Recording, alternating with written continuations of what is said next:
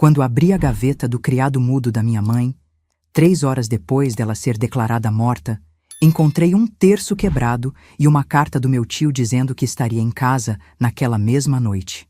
O cheiro de vela e remédio ainda impregnava o quarto. Foi ali que percebi que um pesadelo pior que a morte estava apenas começando. Meu nome é Josefa Maria, mas todo mundo me chama de Vó Zefa. Tenho 79 anos, nascida e criada em Porto Alegre, Rio Grande do Sul, onde o vento minuano corta até alma em dia de inverno. Hoje vou contar uma história que guardei por mais de 60 anos. Uma história que aconteceu no final de 1960, quando eu tinha apenas 18 anos e descobri que o monstro não mora debaixo da cama. Às vezes, ele carrega o mesmo sangue que você e chega de mala na mão dizendo que veio cuidar da família. Nossa casa era simples, mas aconchegante, no bairro Partenon. Uma dessas casas de madeira com varanda na frente e quintal comprido atrás, com pé de bergamota, goiaba e até um pequeno parreiral que meu pai cuidava nos raros domingos em que estava sóbrio. As janelas de madeira que batiam forte com o vento, o assoalho que rangia anunciando os passos de quem chegava, o fogão a lenha que ficava aceso mesmo no verão. Essas memórias ainda esquentam meu coração nos dias mais frios. Éramos 3. Eu, minha mãe Antônia e meu pai Sebastião. Ele trabalhava na fábrica Renner, saía antes do sol nascer e voltava tarde da noite, quando voltava. Muitas vezes passava direto para o bar depois do serviço, ou, como vinha a descobrir depois, para os cabarés do centro. Minha mãe lavava roupa para fora. Acordava cedo, esquentava a água no tacho grande do quintal, ensaboava, esfregava, enxaguava, passava. Um trabalho que consumia as mãos e a coluna dela. Mas nunca a ouvi reclamar. Minha mãe era uma mulher forte, dessas que a vida foi encurvando, mas não quebrou. Baixinha, magra, cabelo sempre preso num coque mal feito. As mãos vermelhas de sabão e água quente. Os olhos... os olhos dela eram o verde mais bonito que já vi, como folha nova de bergamoteira depois da chuva. Eu puxei esses olhos, a única coisa bonita que herdei dela. Eu ajudava como podia. Estendia as roupas no varal, entregava as encomendas prontas nas casas das madames do bairro Moinhos de Vento, fazia o serviço da casa enquanto ela lavava. Também estudava à noite na escola do bairro. Queria ser professora. Sonho de guria pobre naquela época. Um diploma, independência, uma vida diferente da minha mãe. Tudo mudou naquele dia 22 de junho de 1960. Era um desses dias de inverno em Porto Alegre que chega a doer os ossos. Céu cinza, garoa fina que não para, aquele friozinho úmido que entra na casa toda. Minha mãe já estava doente há algumas semanas. Começou com uma tosse que não passava, depois febre à noite, fraqueza. Tuberculose. O doutor tinha dito semanas antes. Doença que levava muita gente embora naquela época, principalmente os pobres que não tinham dinheiro para tratamento direito. Naquela manhã, acordei com o silêncio. Estranho, porque mesmo doente, minha mãe sempre era a primeira a levantar, a acender o fogão, a pôr água para esquentar. Mas naquele dia, nada. Fui até o quarto dela, a porta entreaberta. Mãe? Silêncio. Empurrei a porta devagar. Ela estava deitada de lado, as costas para a porta, o cobertor puxado até o pescoço, daquele jeito que ela dormia quando estava com frio. Mãe, tá na hora do remédio. Nada, nenhum movimento. Me aproximei e toquei o ombro dela, gelado, rígido, uma sensação que nunca vou esquecer. Mãe! Virei ela devagar e vi o que já sabia no fundo do coração. Os olhos abertos, vidrados, olhando para o nada. A boca entreaberta como se estivesse tentando dizer uma última coisa, a pele pálida com uma coloração que não era mais dela. Não gritei, não chorei. Não naquele momento. Fiquei ali, paralisada, olhando para a única pessoa que realmente me amava nesse mundo, agora partida. Os vizinhos ajudaram a chamar o médico, o mesmo que tinha diagnosticado a tuberculose. Ele chegou, examinou, confirmou o óbvio. Falecimento por complicações da tuberculose, provavelmente durante a madrugada. Assinei papel, respondi perguntas. Tudo no automático, como se não fosse eu ali, como se estivesse vendo tudo de fora do meu corpo. O vizinho, seu Arlindo da venda, conseguiu achar meu pai no bar do Tito. Ele chegou horas depois, cheirando a cachaça, os olhos vermelhos cambaleando. Que houve? Que houve com a Antônia? A senhora sua esposa faleceu, seu Sebastião. O médico explicou com aquela frieza de quem já viu morte demais para se abalar. Meu pai ajoelhou do lado da cama, mais pelo desequilíbrio da bebida do que pela dor. Chorou um choro barulhento, dramático. Batia no peito, puxava o cabelo, repetia o nome dela. Um show que não me comoveu. Onde ele estava quando ela precisava ir no médico, quando faltava dinheiro para o remédio, quando ela tossia sangue nas madrugadas? O velório foi na nossa casa mesmo, como era costume. As vizinhas lavaram e vestiram o corpo da minha mãe com o único vestido bom que ela tinha.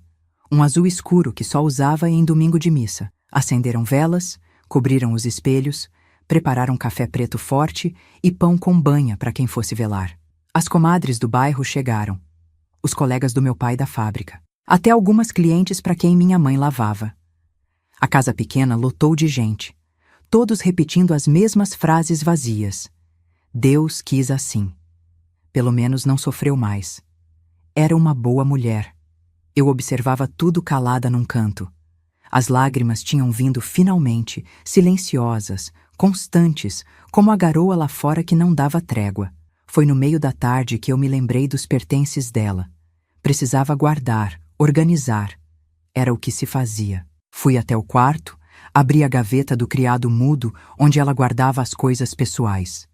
O terço de contas pretas que ela rezava toda noite estava lá, partido no meio, como se alguém tivesse arrebentado com força. Estranho. Ela cuidava tanto daquele terço. E depois havia aquela carta. Um envelope simples com a letra grossa e mal feita do meu tio Augusto, irmão mais novo da minha mãe. Tio que eu pouco conhecia, que morava em Caxias do Sul e vinha visitar raramente. A última vez tinha sido no Natal, 6 meses antes. Abri a carta, datada de 3 dias atrás. Antônia, recebi seu recado. Já arrumei tudo aqui. Estou chegando sexta-feira à noite. Sei que o Sebastião não vai gostar, mas agora é hora de família. Vou ajudar a cuidar de você e da guria. Não se preocupe mais. Teu irmão, Augusto. Sexta-feira. Era sexta-feira. Ele estava vindo, mas minha mãe não tinha me falado nada sobre chamar o tio Augusto. Por que ela faria isso sem me avisar? Não tive tempo de pensar mais. A porta da sala se abriu. O silêncio repentino me chamou a atenção. Ouvi a voz dele antes de ver. Onde está minha irmã? A voz grave, autoritária. Voz que comandava, que não pedia, que impunha. Guardei a carta no bolso do avental e voltei para a sala. Lá estava ele. Tio Augusto. Alto, forte, o cabelo preto penteado para trás com brilhantina, o bigode espesso. Vestia terno marrom, carregava uma mala de couro gasta. Os olhos, iguais aos da minha mãe, iguais aos meus, só que frios. Sempre frios. Alguém apontou para o caixão. Ele atravessou a sala, ignorando os cumprimentos, os pêsames. Parou em frente ao corpo da minha mãe. Ficou ali, olhando, em silêncio. Depois fez sinal da cruz, beijou a testa dela e se virou. Foi quando me viu. Josefa. Não era pergunta, nem saudação. Era constatação. Como quem diz, ainda está aqui. Tio Augusto. Quando aconteceu? Hoje de manhã. Doutor disse que foi de madrugada. A tuberculose. A tuberculose. Cortou, seco. Onde está seu pai? Apontei para o quintal, onde meu pai estava com alguns homens, bebendo cachaça, recebendo tapinhas nas costas, já mais conformado que enlutado. Tio Augusto foi até lá.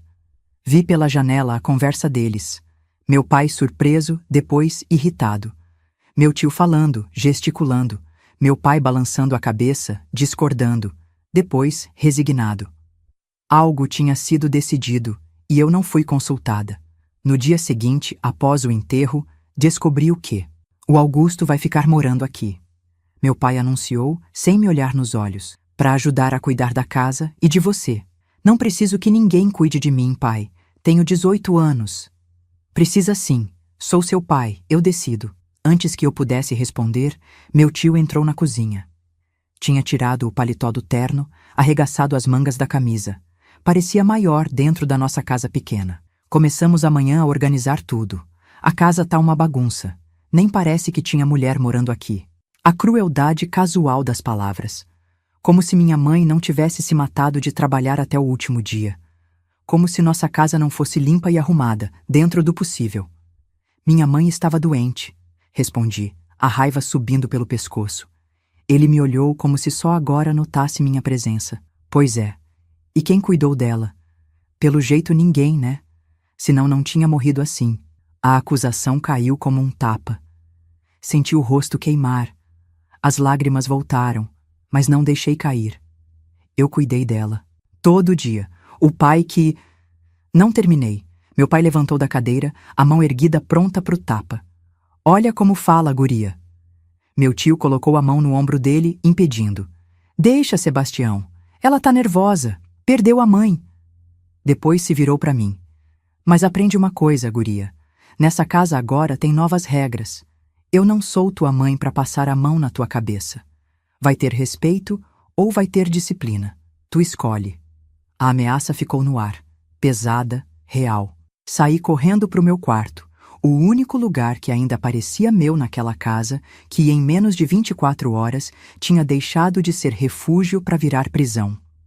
Deitada na cama, olhando para o teto descascado, entendi que a morte da minha mãe era só o começo das minhas perdas. Agora tinha perdido a casa, a liberdade, a paz. E nos olhos do meu tio, naquela tarde, já tinha visto que ele planejava me tirar muito mais. Ah, meus queridos que estão assistindo esse vídeo, me peguei aqui perdida nas lembranças e quase esqueci de vocês. Vocês já passaram por algo assim?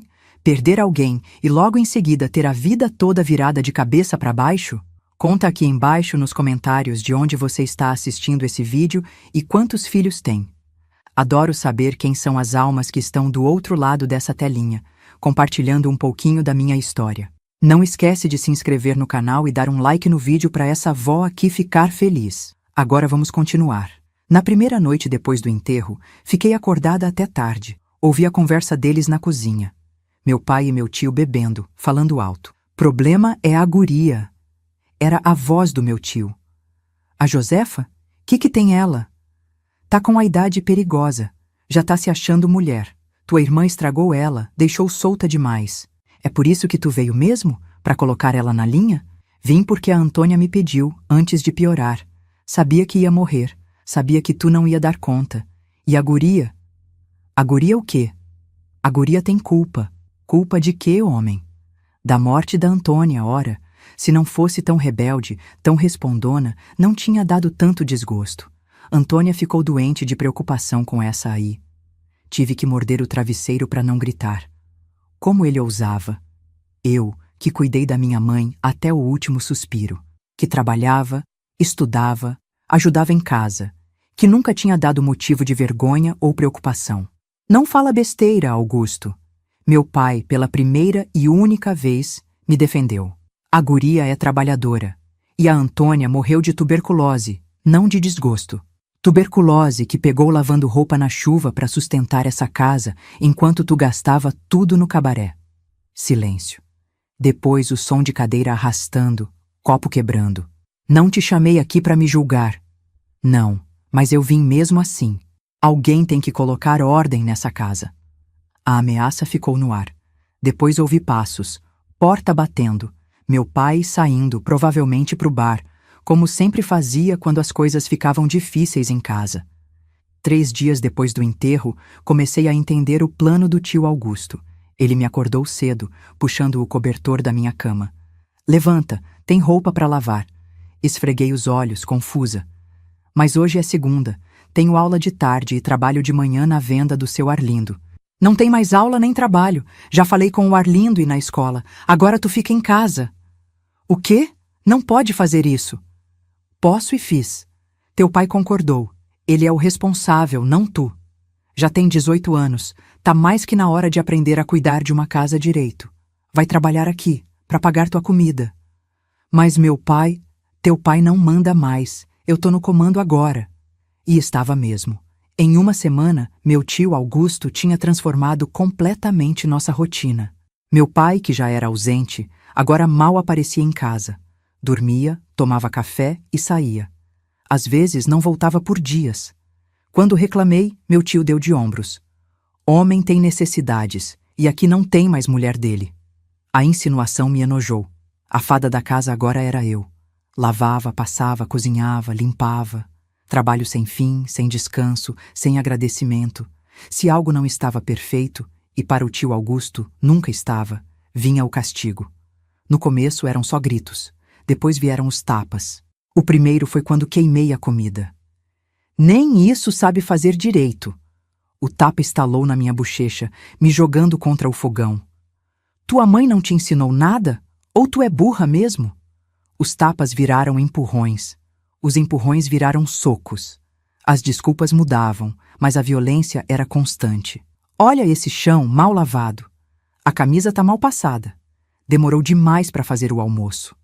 A pior parte não era a dor física, era a humilhação, os comentários constantes. Parece uma porca. Nem para casar vai servir. Nem a mãe aguentou, morreu para se livrar. Cada frase um corte na alma.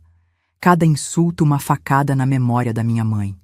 À noite, no quarto, chorava baixinho no travesseiro para ele não ouvir.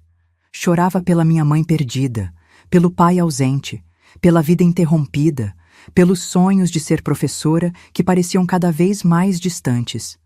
Mãe, sussurrava na escuridão, me ajuda. Mas a única resposta era o silêncio da casa velha e, às vezes, o ronco do meu tio no quarto ao lado. Um mês depois da morte da minha mãe, veio a pior parte. Numa noite de muito frio, acordei com a porta do meu quarto abrindo.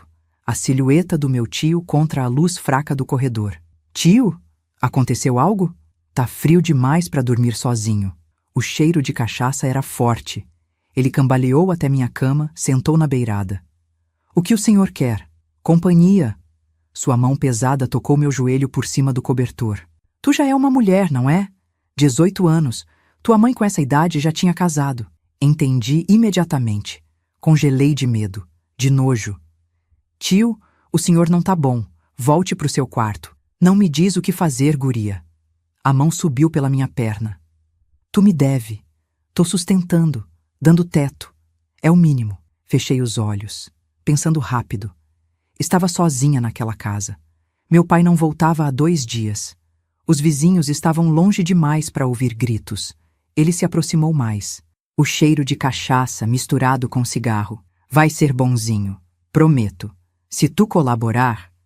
Foi quando algo dentro de mim se transformou. A menina assustada virou uma fera acuada. Em um movimento rápido, peguei a jarra de água que ficava na mesa de cabeceira e quebrei na cabeça dele. O barulho de vidro quebrando. Ele caindo para trás, surpreso mais que machucado. Sangue escorrendo pela testa. Sua cadela! Ele gritou, tentando se levantar. Vou te matar! Mas eu já estava de pé. A adrenalina tomando conta. Anos de carregar trouxas de roupa pesada tinham me dado força que ele não esperava. Empurrei ele com tudo contra a parede, ganhando segundos preciosos. Corri. Pelo corredor, pela cozinha, pela porta dos fundos. A noite fria me recebeu, o vento cortante nos pés descalços. Corri pelo quintal, pulei a cerca baixa, atravessei terrenos vizinhos. Sem rumo. Só para longe. Para qualquer lugar que não fosse aquela casa. Que não fosse perto dele. Parei muitas quadras depois, o pulmão queimando, os pés sangrando das pedras e cacos de vidro do caminho. Me escondi atrás de uma árvore no campinho do bairro, tremendo de frio e medo. O que fazer agora? Para onde ir? Não tinha dinheiro. Não tinha amigos próximos. Não tinha mais escola ou trabalho. Foi quando lembrei da dona Olga, cliente antiga da minha mãe, que sempre foi gentil comigo. Morava do outro lado da cidade, no bairro Menino Deus. Longe o suficiente. E ela sempre dizia, se precisar de algo, me procure, Josefa. Precisar de algo? Nunca imaginei que seria precisar de tudo. Caminhei a noite toda. Horas e horas, me escondendo quando ouvia passos ou via carros. Cheguei na casa dela ao amanhecer, exausta, suja, machucada. Bati na porta com o que restava das minhas forças. Dona Olga atendeu de robe, os cabelos grisalhos em bobes, os olhos arregalados ao me ver. Meu Deus do céu, Josefa! O que aconteceu com você? Abri a boca para explicar, mas só saiu um soluço. Desabei nos braços dela, chorando como nunca tinha chorado antes. As lágrimas que segurei por um mês inteiro, a dor, o medo, a humilhação, tudo transbordando de uma vez. Ela me levou para dentro, fechou a porta. Me deu banho como se eu fosse criança pequena, cuidou dos cortes nos pés, me vestiu com roupas limpas da filha dela, que já não morava mais ali.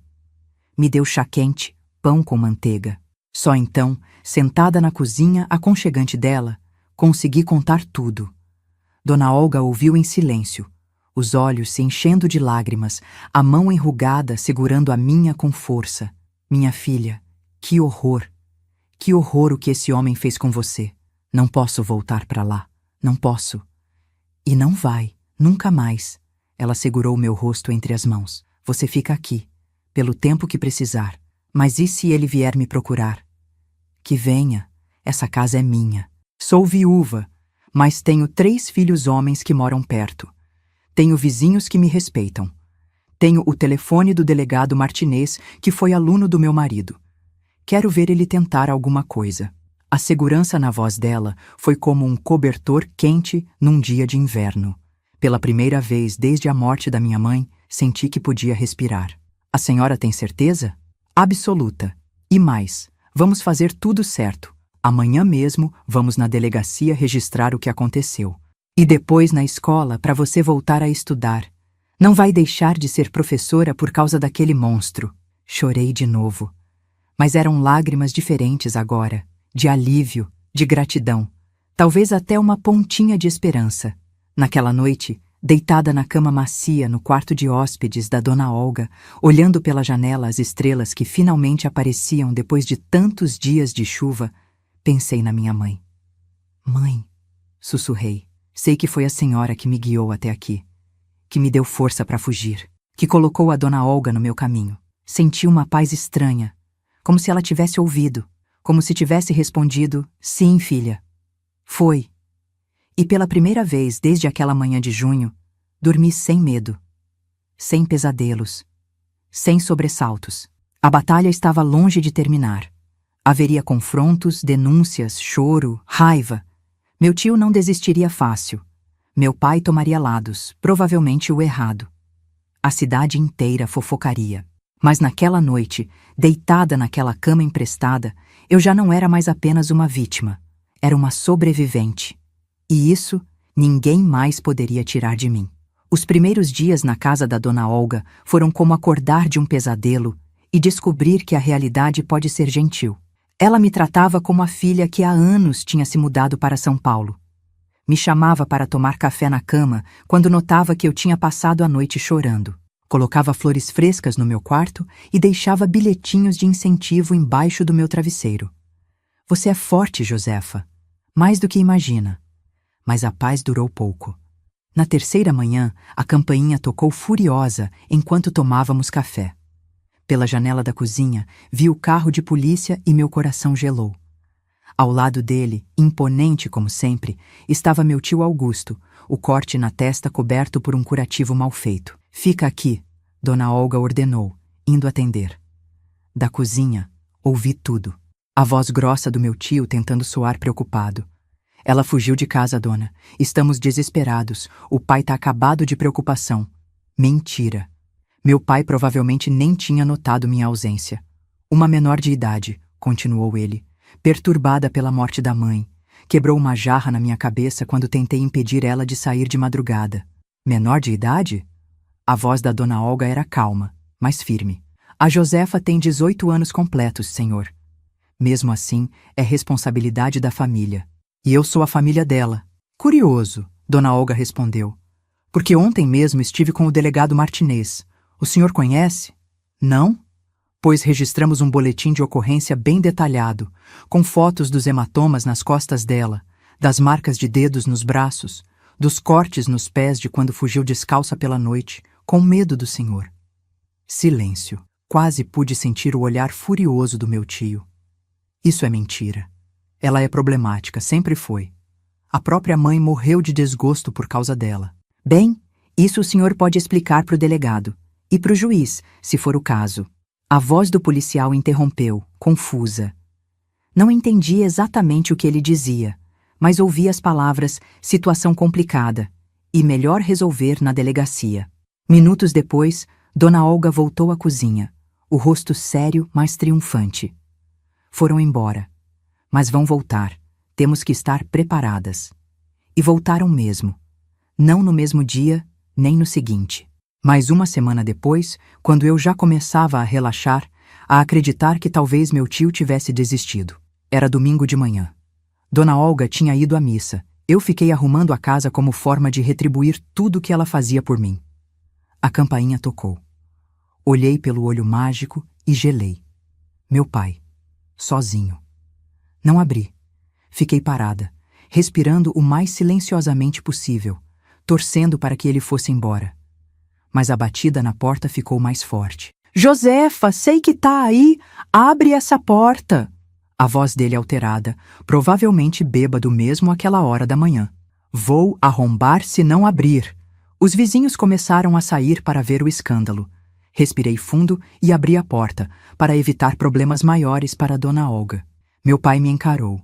Os olhos vermelhos, a barba por fazer, o cheiro de cachaça exalando a metros. Que palhaçada é essa de fugir de casa? De inventar mentira pro meu cunhado? Não inventei nada, pai. Teu tio disse que tu tentou. Ele baixou a voz, olhando para os lados, subitamente consciente dos vizinhos, se oferecer para ele. E quando ele recusou, tu quebrou uma jarra na cabeça dele e fugiu. O nojo me subiu pela garganta. A inversão completa da verdade. A manipulação. O senhor acredita nisso? Mesmo sabendo como sou? Como fui criada? Não sei mais no que acreditar. Tua mãe morreu e tu nem ficou um mês em casa. Largou tudo, as responsabilidades. Agora teu tio tá falando em ir embora, voltar para Caxias. E quem vai cuidar da casa? Quem vai fazer comida? Lavar roupa? Então era isso. Não estava preocupado comigo. Estava preocupado com quem faria o serviço doméstico. A casa não é minha obrigação. E não volto para lá enquanto ele estiver lá. Então não volta mais, porque ele não vai embora. Foi a última vontade da tua mãe que ele ficasse. Isso é mentira. A mãe nunca pediria isso. Pois pediu. E se não quer voltar, então tá morta para mim também. Morta! Gritou isso e saiu cambaleando, deixando na soleira da porta não só o cheiro de cachaça, mas o peso de suas palavras. Morta. Para o meu pai, agora eu estava morta. Quando Dona Olga voltou da missa e contei o ocorrido, ela ficou em silêncio por longos minutos. Josefa, minha querida, o que você quer fazer? Como assim? Sua vida, seu futuro, o que quer fazer? Nunca ninguém tinha me perguntado isso, nem minha mãe, que apesar de todo o amor, sempre assumiu que minha vida seria igual à dela. Trabalho duro, casamento, filhos, mais trabalho. Quero estudar, terminar o secundário, quero ser professora. Então é isso que vamos fazer acontecer. Na semana seguinte, Dona Olga me matriculou numa escola noturna perto da casa dela. Também me arrumou um trabalho de meio período numa papelaria de um amigo viúvo. Nos meses seguintes, estabeleci uma rotina. Trabalhava de manhã e início da tarde, estudava à noite, ajudava na casa nos intervalos. A vida começou a ter um ritmo, uma normalidade que eu não experimentava desde antes da doença da minha mãe. Mas meu tio não tinha desistido. Em novembro, 4 meses após minha fuga, ele apareceu na papelaria. Entrou calmo, bem vestido, sério. Sorriu para o dono, pediu para ver os cadernos, como se fosse um cliente qualquer. Gelei ao reconhecer a voz, mesmo antes de vê-lo. Ele se aproximou do balcão onde eu estava. Josefa, precisamos conversar. Não temos nada para conversar. Tenho uma proposta. Uma última tentativa antes de tomar medidas mais sérias. Que tipo de proposta? Volta para casa. Só por mais 6 meses. Até eu conseguir vender as coisas da tua mãe, resolver umas pendências, depois te deixo ir. Com um dinheirinho até, para começar tua vida. Olhei bem nos olhos dele. Os mesmos olhos verdes que eram tão amorosos na minha mãe e tão frios nele. Nunca. Prefiro morrer, pois talvez seja isso mesmo que aconteça. Não era uma ameaça vazia. Os olhos dele tinham a mesma expressão da noite em que tentou abusar de mim. Seu Geraldo, chamei o dono da papelaria. Este senhor está me ameaçando.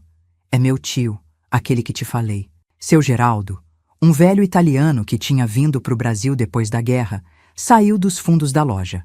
Apesar dos seus 60 e tantos anos, ainda mantinha o porte de soldado. Encarou meu tio dos pés à cabeça.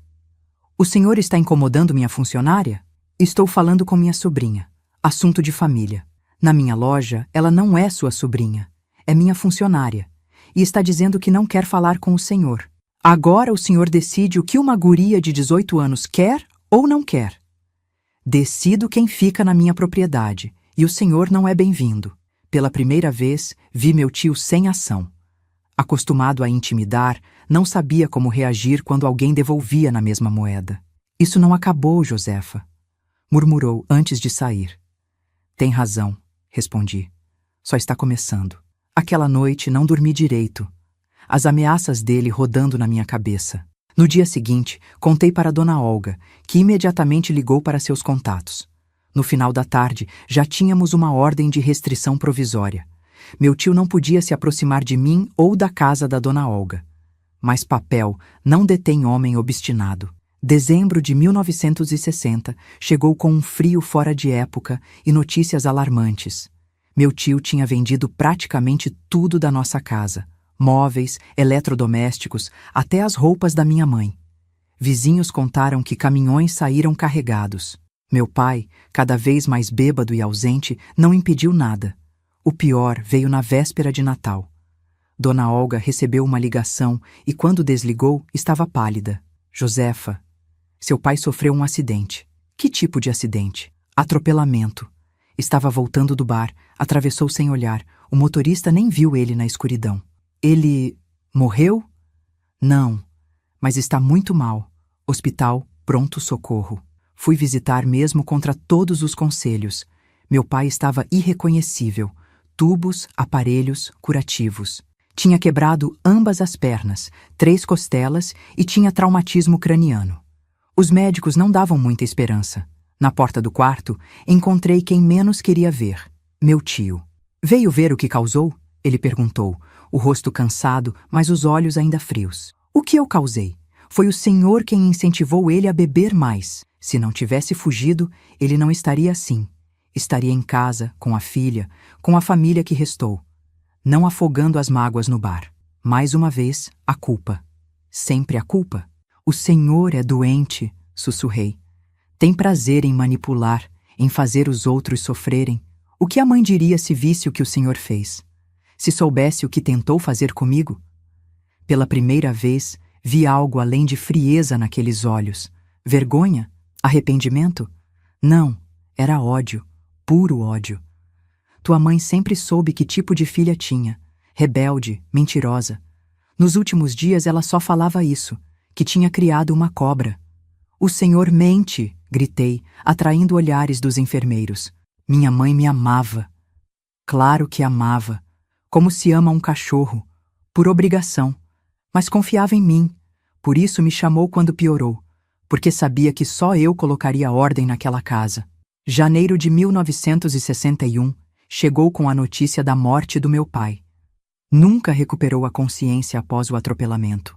Morreu sem saber que eu estive ao lado dele no hospital todos os dias, apesar dos olhares de desprezo do meu tio.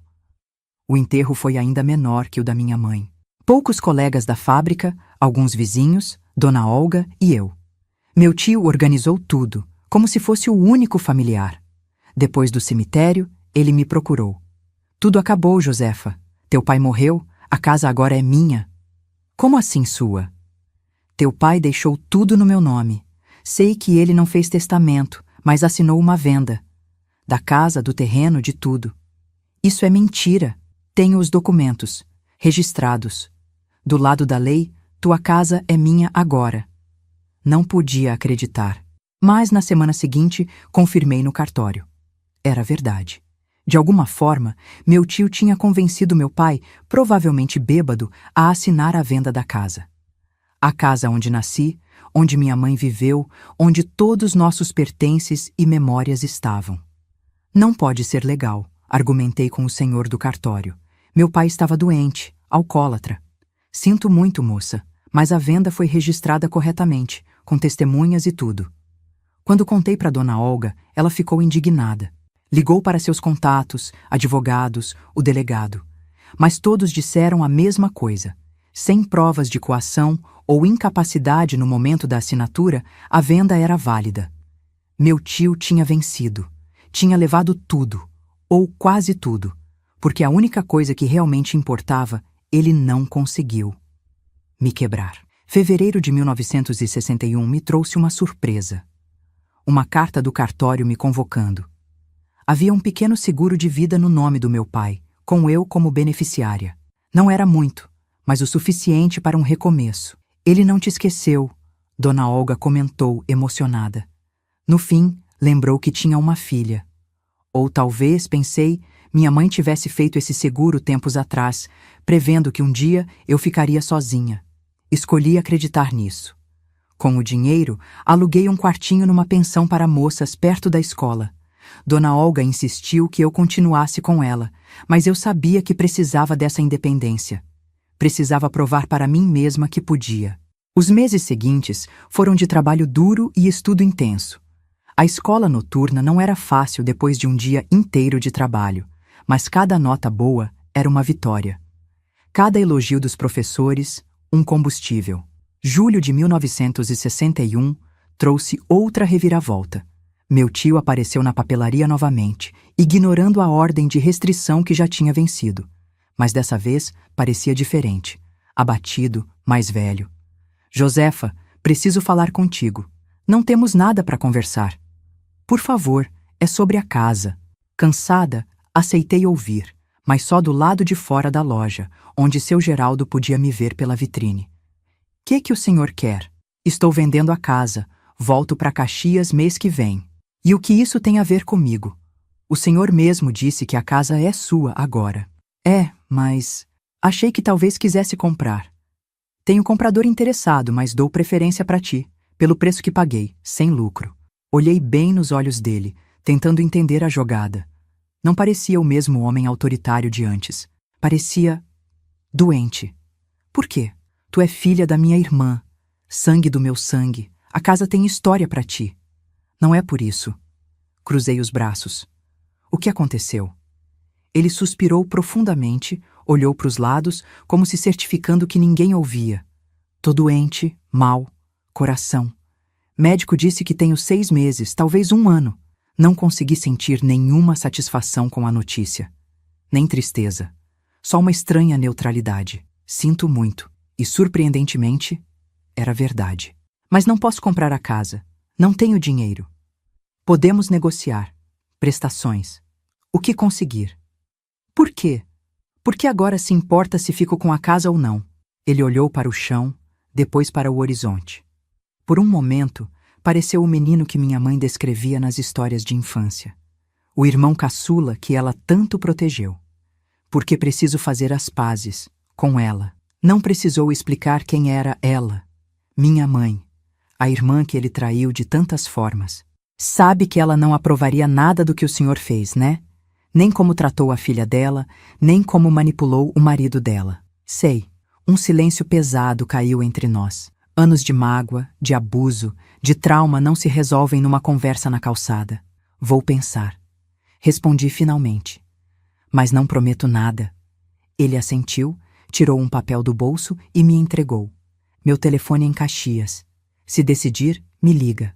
Agosto e setembro passaram sem que eu tomasse qualquer decisão sobre a casa. Parte de mim queria de volta aquele pedaço da minha história, da minha mãe. Outra parte achava que seguir em frente significava deixar aquele lugar para trás. Dona Olga, sempre sábia, me aconselhou. A casa não é o problema, Josefa. Nunca foi. É o que você faz dentro dela. É quem você leva para dentro dela.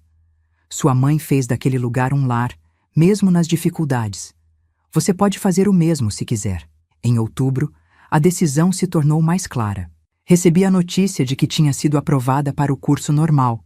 Finalmente poderia me formar como professora.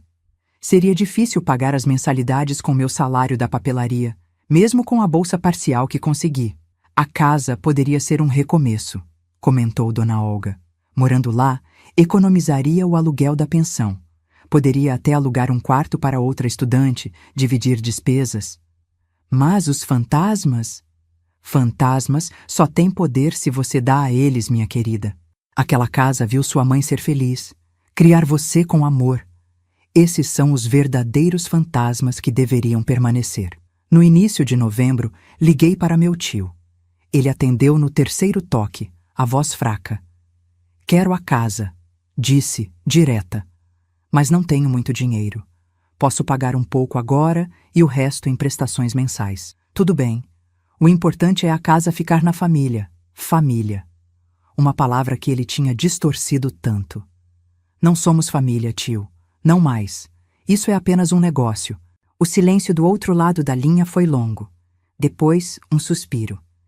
Entendo. Mesmo assim, aceito os termos. Dezembro de 1961, quase exatamente um ano após a morte do meu pai, assinei os papéis. A casa seria minha novamente, após pagar prestações por 5 anos. Meu tio não apareceu para dar assinatura. Mandou os documentos por um advogado, com sua assinatura já reconhecida em cartório. Ele piorou, o advogado comentou. Está no hospital. Pediu para resolver isso o quanto antes. Não perguntei mais nada. Não queria saber. Parte de mim já tinha fechado aquele capítulo.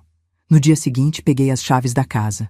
Sozinha, caminhei até lá, o coração batendo forte. Quase 2 anos desde que tinha fugido no meio da noite, descalça, apavorada. A casa estava diferente. Vazia dos móveis antigos, das fotos de família, dos objetos familiares. As paredes descascando, o quintal abandonado, ervas daninhas dominando onde antes havia o jardim da minha mãe.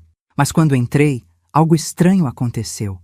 Em vez do medo que esperava sentir, senti paz, como se a casa estivesse esperando por mim.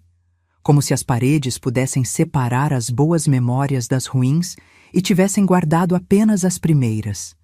Em um cantinho do quarto que era da minha mãe, encontrei algo que meu tio havia deixado para trás, talvez por descuido, talvez propositalmente. Uma caixa pequena de madeira que eu reconheci imediatamente.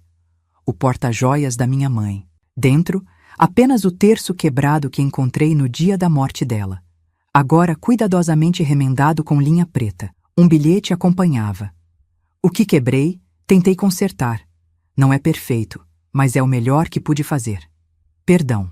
Sentei no chão daquele quarto vazio, segurando o terço remendado da minha mãe, e chorei. Não de raiva ou tristeza como tantas vezes nos últimos anos. Chorei de alívio, de libertação. O círculo estava fechando. Não com perdão. Algumas coisas estão além do perdão, mas com uma espécie de paz. Uma aceitação de que o passado não define o futuro, de que casas são apenas estruturas, e somos nós que as transformamos em lares, de que a maior vingança contra quem tenta nos destruir é viver bem, viver plenamente. Voltei para a pensão naquela noite com planos fervilhando na cabeça. Limparia a casa nos fins de semana. Pintaria as paredes. Plantaria flores no jardim como minha mãe fazia. Encheria aquele lugar de vida novamente. Janeiro de 1962 começou com a notícia da morte do meu tio. Eu estava a caminho da escola quando encontrei Dona Olga, que vinha me procurar. O advogado dele ligou, Josefa. Seu tio faleceu ontem à noite, complicações cardíacas. Não chorei. Não festejei. Apenas assenti, absorvendo a informação com uma estranha neutralidade. Há mais uma coisa, continuou ela. Ele deixou um testamento. Perdoou todas as prestações da casa. Ela já é sua, oficialmente. E assim, aos 19 anos, me vi dona da casa onde nasci, onde minha mãe viveu e morreu, onde sofri o pior e, de alguma forma, encontrei forças para recomeçar. Não era o fim da história, claro. Era apenas o fechamento de um capítulo doloroso. O início de algo novo. Nos anos seguintes, transformei completamente aquela casa. Não apenas nas paredes, pisos e móveis, mas na energia, no propósito. De um lugar de dor, ela se tornou um lugar de esperança. E aos poucos, enquanto estudava para ser professora, descobri minha verdadeira vocação: ajudar outras meninas e mulheres que, como eu, enfrentavam abusos, violências, perdas. Mulheres que precisavam lembrar que sobreviver é só o começo, que depois vem o viver e o florescer.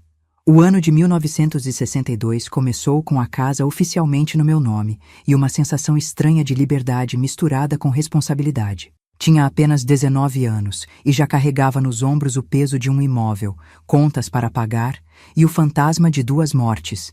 Minha mãe pela doença que a consumiu lentamente e meu pai, que se afogou na bebida até que um carro na noite escura terminasse o serviço.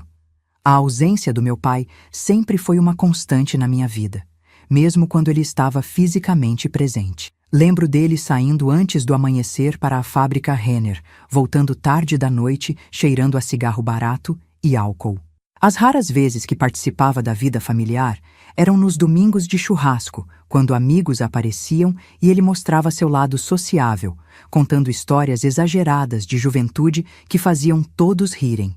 Minha mãe sorria também, mas era um sorriso diferente, contido, quase triste, como se soubesse que aquele homem alegre desapareceria assim que o último convidado fosse embora. Teu pai nem sempre foi assim, ela me dizia às vezes, enquanto lavávamos a louça juntas. Quando nos conhecemos, ele tinha sonhos.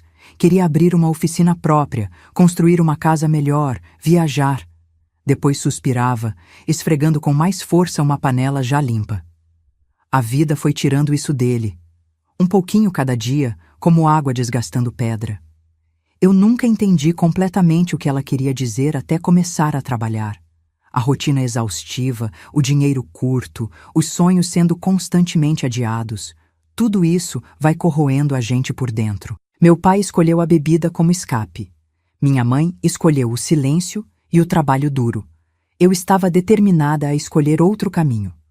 Março daquele ano marcou meu ingresso oficial no curso normal.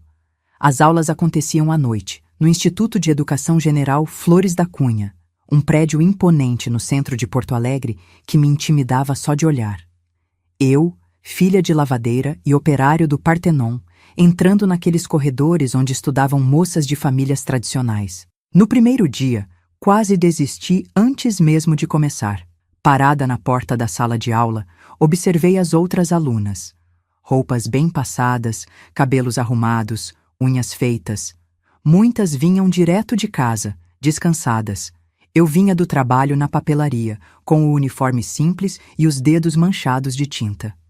Com licença, uma moça loira tentou passar por mim na porta. Olhou-me de cima a baixo, um meio sorriso no rosto.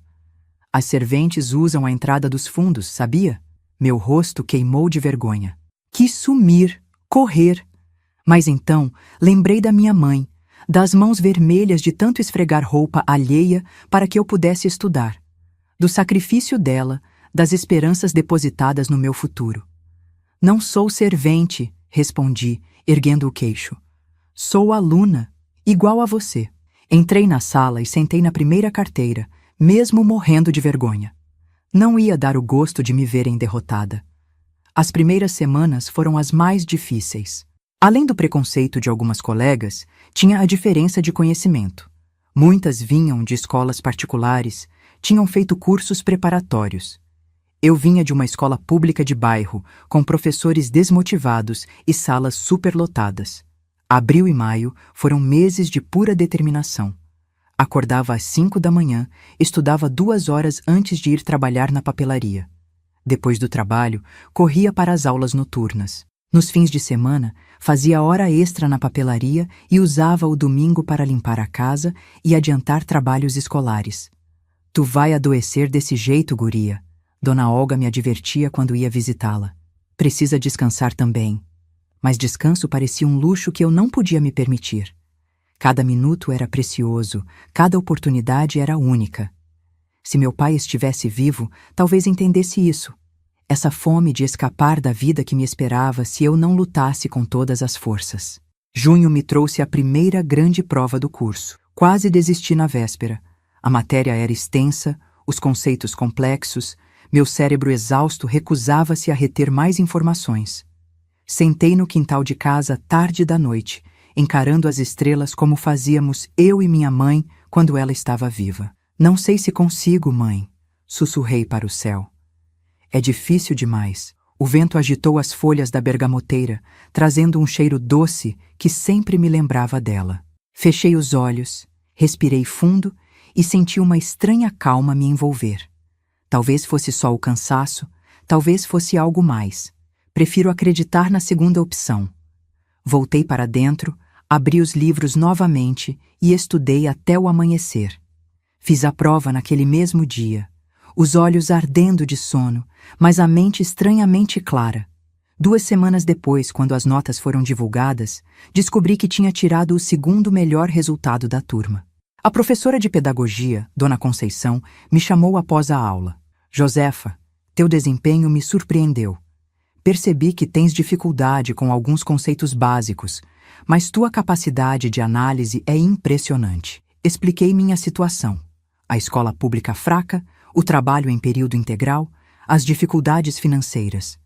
Entendo. Ela assentiu, pensativa. Tenho uma proposta. Preciso de alguém para me ajudar a organizar materiais didáticos no contraturno. Pagaria por hora. E poderíamos usar esse tempo para reforçar os conteúdos que te faltam. Era exatamente o que eu precisava. Uma renda extra e a chance de melhorar academicamente. Aceitei na hora, mesmo sabendo que significaria ainda menos horas de sono. Julho e agosto foram os meses mais cansativos, mas também os mais gratificantes. Trabalhava na papelaria pela manhã, ajudava Dona Conceição à tarde, ia para as aulas à noite. Nas horas vagas, comecei a reformar a casa aos poucos, pintando uma parede aqui, consertando uma janela ali. Comprei móveis simples de segunda mão para substituir os que meu tio tinha vendido. Setembro me trouxe o primeiro convite para um evento social, um baile de primavera organizado pelo Grêmio Estudantil. Não tinha roupa adequada, nem sabia dançar direito, mas Dona Olga insistiu que eu fosse. Toda moça merece um pouco de diversão, Josefa. Não pode viver só de trabalho e estudo. Ela me emprestou um vestido azul claro da filha, me ensinou a fazer um penteado simples, mas elegante, e me deu um batom cor-de-rosa clarinho, meu primeiro. Não é muito chamativo? Perguntei, olhando no espelho, estranhando aquela versão de mim mesma. É a quantidade certa de cor para alguém que viveu tempo demais em preto e branco, ela respondeu, com aquela sabedoria que só vem com os anos. O baile foi uma revelação. Pela primeira vez em anos, me permiti ser apenas uma jovem de 19 anos, dançando, rindo, conversando sobre coisas triviais. Conheci Carlos, um rapaz de 22 anos que estudava engenharia e dava aulas de matemática no turno da tarde. Ele não se importou com meu vestido emprestado ou minha falta de habilidade na dança. Me tratou como uma igual, algo raro para uma moça da minha origem. Posso te ver de novo? Ele perguntou ao me acompanhar até o ponto de ônibus. Hesitei. Namorar não estava nos meus planos. Significava tempo e energia que eu não tinha para desperdiçar. Tenho uma vida complicada, expliquei.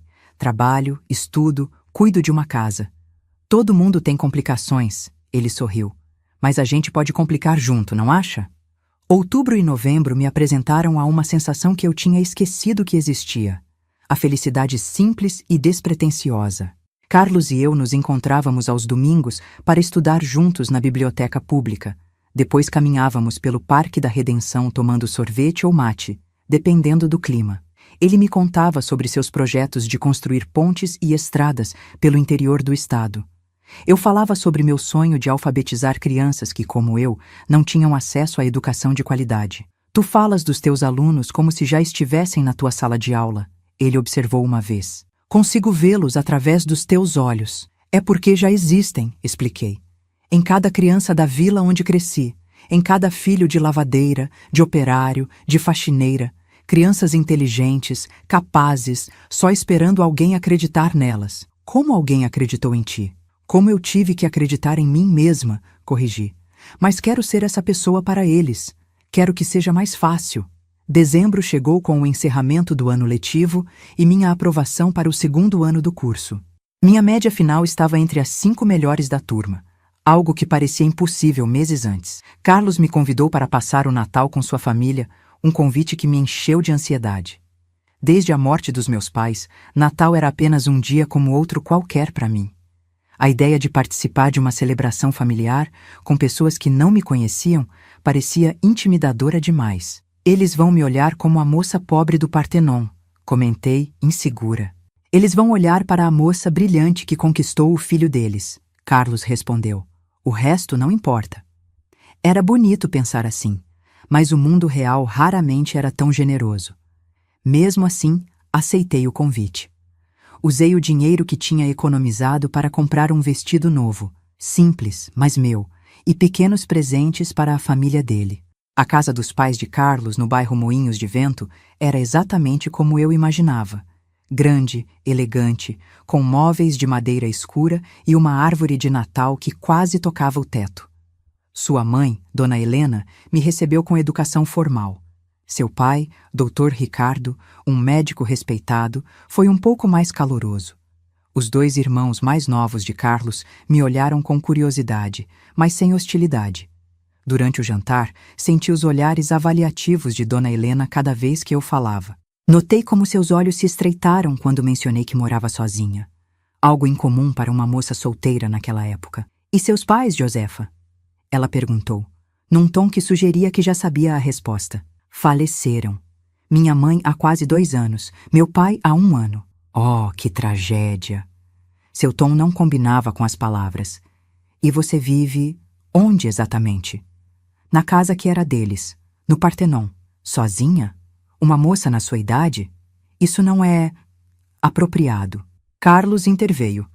Josefa é a aluna mais dedicada do curso normal, mãe. Trabalha o dia todo e estuda à noite. Administra a própria casa e ainda consegue as melhores notas. Impressionante, sem dúvida. O tom sugeria qualquer coisa menos admiração. Mas certas convenções existem por um motivo, filho. O resto da noite seguiu nesse tom. Elogios superficiais mascarando julgamentos profundos. Percebi então que por mais que eu estudasse, trabalhasse, me esforçasse, para algumas pessoas eu sempre seria apenas a filha da lavadeira do Partenon. A menina pobre que não pertencia àquele mundo. Voltei para casa mais cedo do que planejava, agradecendo educadamente o jantar. Carlos me acompanhou até o ponto de ônibus, claramente envergonhado pelo comportamento da mãe. Ela só precisa te conhecer melhor, tentou justificar. Não, Carlos, ela precisa ser uma pessoa melhor. Respondi com uma clareza que me surpreendeu. Mas não é culpa sua. Janeiro de 1963 começou com uma resolução. Não permitiria que o julgamento alheio definisse quem eu era ou o que podia alcançar. A ausência do meu pai, tanto em vida quanto após sua morte, tinha me ensinado uma lição dolorosa, mas valiosa.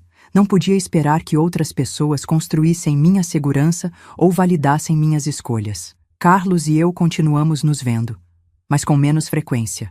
Ele estava no último ano de engenharia, eu cada vez mais envolvida com meus estudos e trabalhos. No fundo, talvez soubéssemos que nossos caminhos tomariam direções diferentes. Não por falta de afeto, mas porque nossas prioridades eram distintas. Ele tinha a pressão familiar para seguir a carreira tradicional, casar com alguém adequado. Eu tinha a determinação feroz de provar que podia reconstruir minha vida nos meus próprios termos. Fevereiro me trouxe uma oportunidade inesperada. Dona Conceição me convidou para ser monitora nas aulas práticas de alfabetização que seriam ministradas para crianças carentes do centro da cidade. É uma chance de ganhar experiência real em sala de aula, ela explicou. E tem uma pequena ajuda de custo. Aceitei sem hesitar. Pela primeira vez, entraria numa sala de aula não como aluna, mas como educadora. A sensação era assustadora e maravilhosa ao mesmo tempo. Março de 1963 marcou meu primeiro dia como monitora.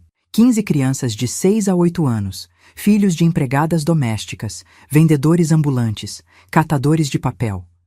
Crianças que chegavam com roupas limpas mas gastas, algumas sem um café da manhã adequado, todas com olhos brilhantes de curiosidade e expectativa. Essas crianças podem nunca ter a chance que vocês tiveram, Dona Conceição disse para nós, monitoras. Para algumas, essas poucas horas semanais serão o único contato com educação formal que terão. Façam valer.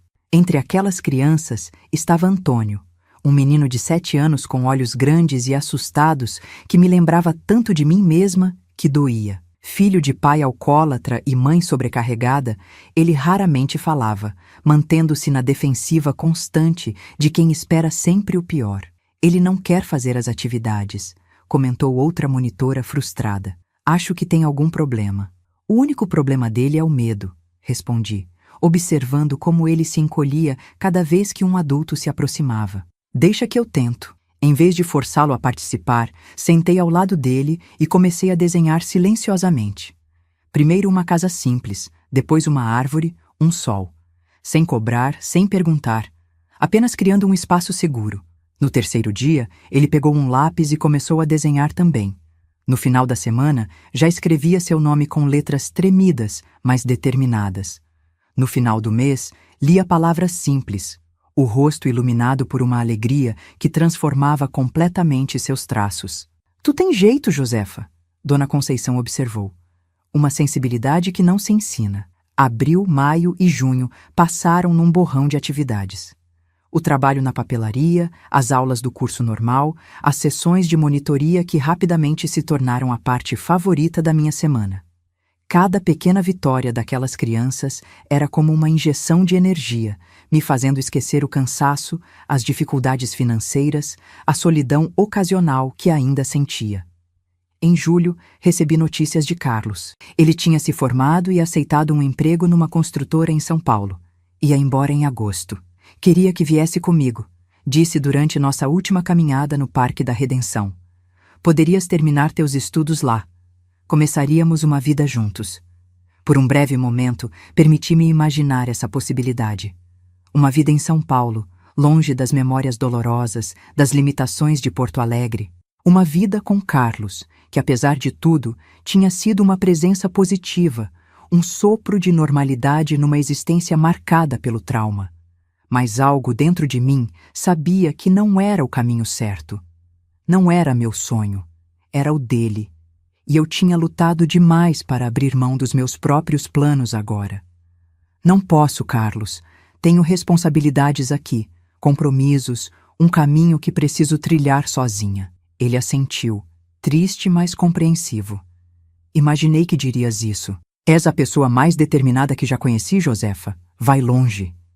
Nos despedimos com a promessa vaga de manter contato, sabendo ambos que provavelmente não aconteceria. Alguns amores não são destinados a durar para sempre. São pontes temporárias que nos ajudam a cruzar períodos difíceis da vida. Carlos foi minha ponte, me mostrando que eu podia ser mais do que meu passado, que podia ser digna de afeto e respeito. Agosto trouxe mudanças importantes. Dona Conceição conseguiu que eu fosse contratada como assistente formal no projeto de alfabetização, agora com salário fixo. Isso me permitiu reduzir as horas na papelaria e dedicar mais tempo aos estudos e ao trabalho com as crianças. Tu tens um dom, Josefa, ela me disse. Essas crianças confiam em ti de um jeito que não confiam em nós. Talvez porque sentem que tu entende o mundo delas. E eu entendia mesmo. Conhecia a fome que não era só de comida, mas de atenção. O cansaço que vinha, não só da falta de sono, mas da constante vigilância que crianças em situação de vulnerabilidade desenvolvem. A esperança que sobrevive contra todas as probabilidades, como uma flor teimosa nascendo entre rachaduras no concreto. Setembro me trouxe uma proposta que mudaria minha vida. O projeto de alfabetização seria expandido para incluir um turno na Vila Maria da Conceição, uma das áreas mais pobres de Porto Alegre. Precisavam de alguém para coordenar essa expansão. Pensei em ti imediatamente, Dona Conceição explicou. Conheces a realidade dessas crianças como ninguém. Tens a sensibilidade e a força necessárias. Mas ainda sou estudante, argumentei. Nem me formei ainda. Às vezes a experiência de vida vale mais que qualquer diploma. Ela sorriu. E não estaria sozinha. Eu supervisionaria, claro. Outubro e novembro foram de preparação intensa. Visitei a vila inúmeras vezes, conversando com as famílias, adaptando o material didático para aquela realidade específica, treinando voluntários. Era um trabalho exaustivo, mas incrivelmente gratificante. Dezembro de 1963 marcou o início oficial do projeto na vila. 30 crianças, uma sala improvisada na associação de moradores, recursos limitados, mas entusiasmo ilimitado. No primeiro dia, olhei para aquelas crianças. Algumas parecidas com o que eu poderia ter sido se não tivesse tido minha mãe, minha determinação, minha sorte em encontrar pessoas como Dona Olga e Dona Conceição. E senti uma emoção que não conseguia nomear. Era como se um círculo estivesse se fechando, como se toda dor, toda luta, toda ausência que tinha vivido tivesse sido de alguma forma misteriosa preparação para esse momento, para estar ali, diante daquelas crianças que, como eu um dia, precisavam desesperadamente de alguém que acreditasse nelas. Meu nome é Professora Josefa, apresentei-me, a voz firme apesar da emoção. E estou aqui para mostrar a vocês que aprender pode ser uma aventura incrível. Uma menina de olhos grandes, sentada na primeira fileira, ergueu a mão timidamente. Sim, incentivei. A senhora vai ficar mesmo? Não vai desistir da gente? A pergunta atingiu o âmago do meu ser. Quantas vezes aquelas crianças tinham sido abandonadas? Quantas promessas não cumpridas tinham marcado suas curtas vidas? Vou ficar, respondi, olhando em cada par de olhos naquela sala. É uma promessa, e pessoas fortes não quebram promessas. Janeiro de 1964 começou com uma novidade. O projeto na vila ganhou destaque no jornal local. Um repórter veio fazer uma matéria e, para minha surpresa, centrou a história em mim. A jovem de 21 anos que tinha superado a perda dos pais para se dedicar à educação de crianças carentes. A matéria gerou interesse e, mais importante, doações. Livros, materiais escolares, até mesmo uma pequena ajuda financeira que permitiu melhorar a merenda das crianças. O trabalho ganhava corpo, ganhava reconhecimento. Fevereiro me trouxe o início do último ano do curso normal. Estava mais perto do que nunca de me formar, de realizar o sonho que tinha alimentado por tanto tempo. Março, no entanto, trouxe uma sombra inesperada. O golpe militar de 1964 sacudiu o país. Em Porto Alegre, como em outras capitais, a tensão era palpável. Projetos sociais como o nosso começaram a ser vistos com desconfiança pelas novas autoridades. Precisamos ter cuidado, Dona Conceição me alertou. Estão chamando educadores populares de subversivos. Qualquer coisa que parece política pode ser perigosa agora. Mas ensinamos crianças a ler, protestei. O que isso tem de político? Conhecimento sempre foi político, Josefa, principalmente quando colocamos nas mãos de quem sempre foi mantido na ignorância. Abril e maio foram meses de ajustes. Adaptamos o currículo, evitamos determinados livros, palavras, discussões. A liberdade que tínhamos se reduziu, mas o trabalho continuou. As crianças ainda precisavam aprender, talvez agora mais do que nunca. Junho me trouxe uma decisão difícil. Com a crescente pressão sobre projetos como o nosso, Dona Conceição sugeriu que eu assumisse um perfil mais discreto. Tu és jovem, Josefa. Tem toda uma vida pela frente. Não quero ver teu nome numa lista de suspeitos. Não vou abandonar as crianças, declarei, determinada. Ninguém está pedindo isso. Mas poderias trabalhar mais nos bastidores, deixar que eu seja o rosto público do projeto. Relutantemente concordei.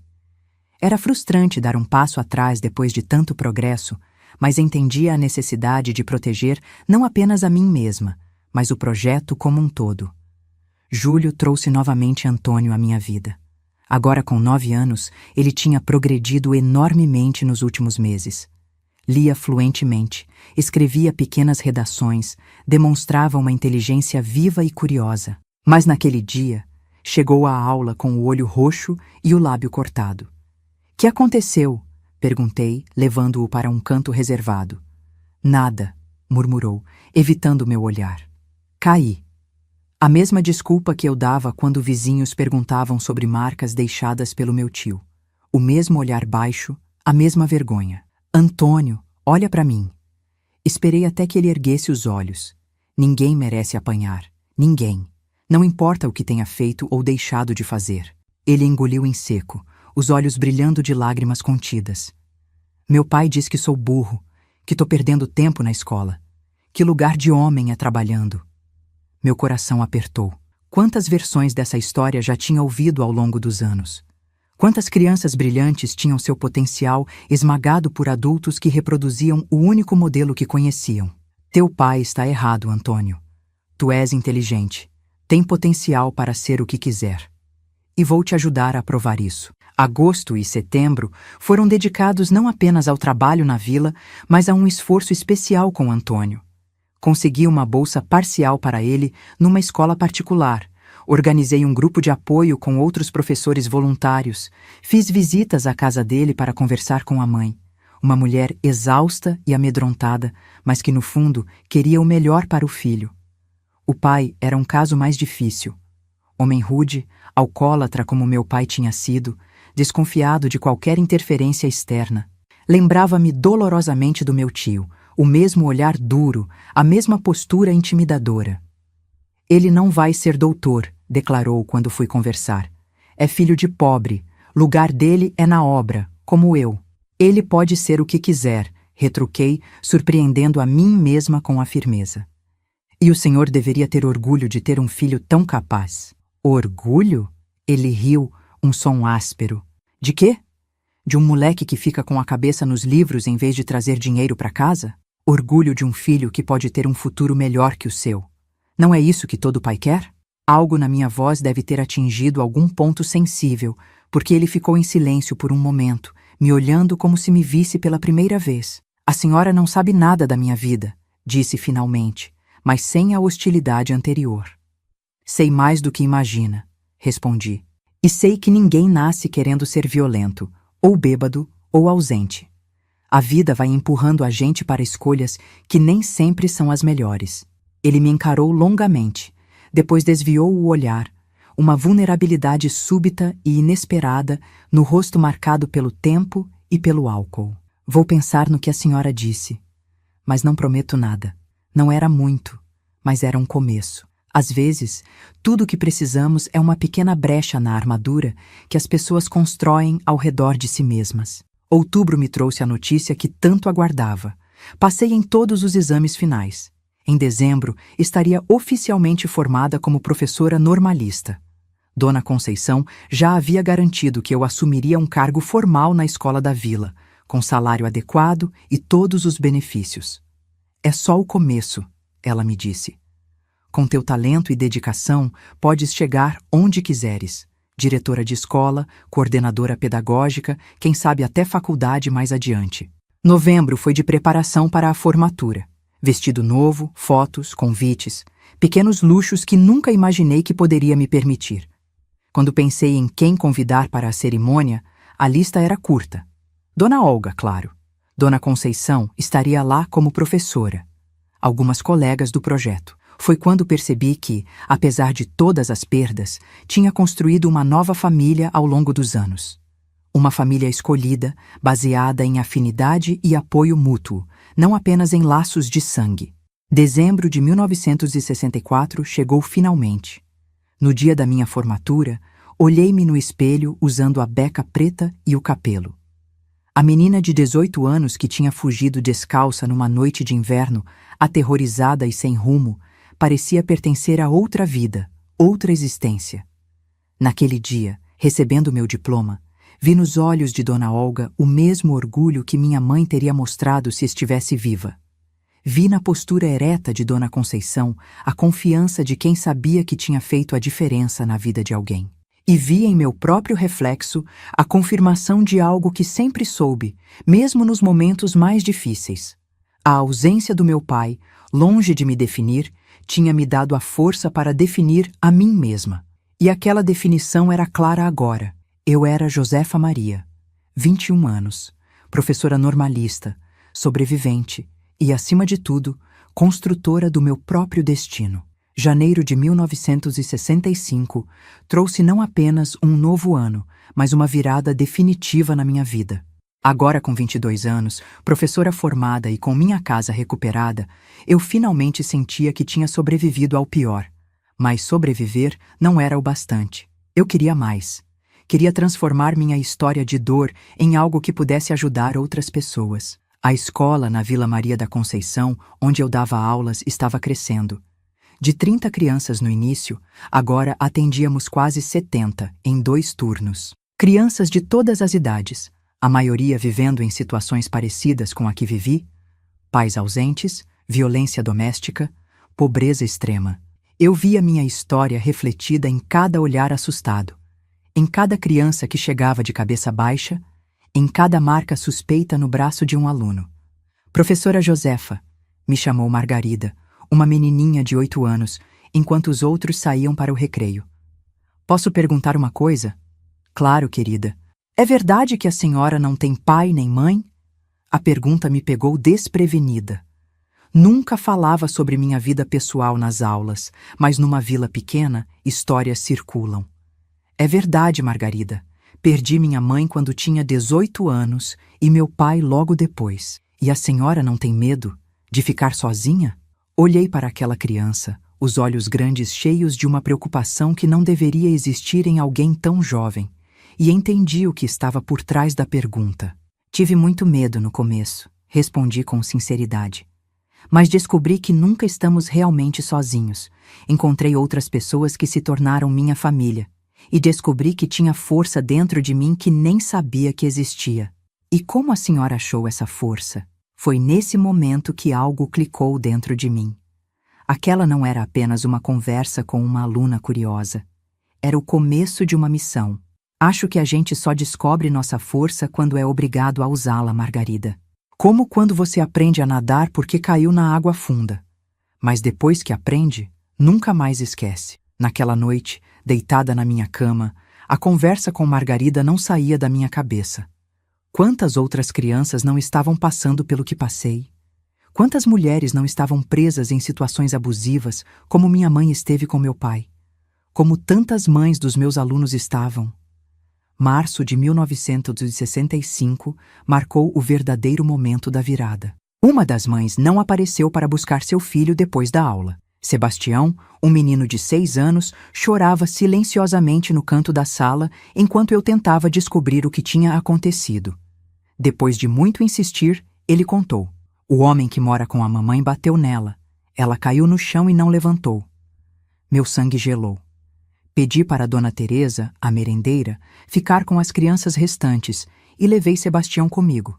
O endereço era numa das partes mais pobres da vila, um beco de casas de madeira amontoadas. Encontramos sua mãe, Dona Jurema, sentada na soleira da porta, o rosto inchado, sangue seco no canto da boca, os olhos vazios de quem desistiu de lutar. Desculpa não ir buscar o guri, professora, ela murmurou. Não estava com condição. Voltei para casa naquela noite com a imagem de Dona Jurema gravada na mente. Durante toda uma madrugada, revirei-me na cama, pensando na minha mãe, no meu tio, em todas as Juremas do mundo que não tinham uma Dona Olga para recorrer. Tenho que fazer alguma coisa, decidi. Não posso só ensinar as crianças a ler e ignorar o resto. No dia seguinte, fui conversar com Dona Conceição, agora diretora do projeto, que tinha se expandido para 3 vilas diferentes. Quero criar um grupo de apoio para mulheres, expliquei. Mães dos nossos alunos, principalmente. Um lugar onde possam falar sobre os problemas, receber orientação, construir uma rede de proteção. Dona Conceição me olhou longamente, avaliando não a ideia, mas os riscos. Sabe que os militares estão de olho em qualquer tipo de organização popular, não é? Poderiam interpretar isso como atividade subversiva. Vamos chamar de Clube de Mães, então, sugeri. Focado em artesanato, culinária, coisas assim. O que fizermos além disso fica entre nós. Ela sorriu, aquele sorriso que nunca alcançava completamente os olhos desde o golpe militar. És esperta, Josefa, e corajosa. Mas cuidado, muita gente boa está desaparecendo por muito menos. Abril de 1965, o Clube de Mães começou oficialmente. 15 mulheres na primeira reunião, sentadas em círculo na sala da escola depois das aulas. Começamos realmente com artesanato, crochê principalmente. Eu mal sabia fazer ponto básico, mas Dona Olga, que tinha se tornado voluntária regular, era mestra. Enquanto as mãos trabalhavam, as línguas se soltavam. Histórias começavam a surgir. Dona Jurema não era caso isolado. Praticamente todas ali tinham histórias de violência, abuso, abandono. A diferença é que nunca tinham falado sobre isso antes. Nunca tinham percebido que não estavam sozinhas. Achei que só acontecia comigo, confessou uma. Que eu fazia algo errado. Minha mãe dizia que mulher tem que aguentar, disse outra. Que faz parte do casamento. E para onde a gente vai se sair de casa? Perguntou uma terceira. Com filho pequeno, sem dinheiro, sem família? Era a pergunta de 1 milhão de cruzeiros.